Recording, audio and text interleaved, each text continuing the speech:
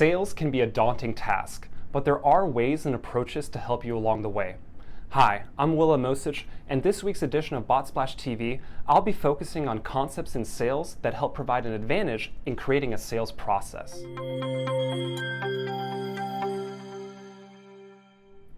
Having a cadence in place provides a much-needed structure for a sales process.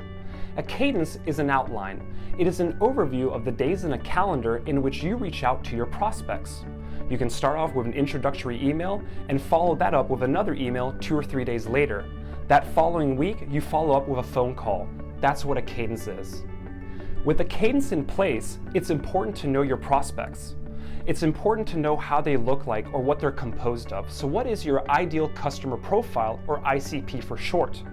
Your ICP is an overview of what specific job roles, titles, or even connections your prospects may have that make them the perfect prospect for you. Client relationship management software then consolidates all of your prospects' list of information into one database. There are many CRMs on the market today, so choose one that's easy for you to maintain and provides you the best overview of all your prospects in one place. I hope that this overview of a sales process and the concepts that comprise it will help you develop your business. I'm Willa Mosic, and thanks for tuning in to BotSplash TV.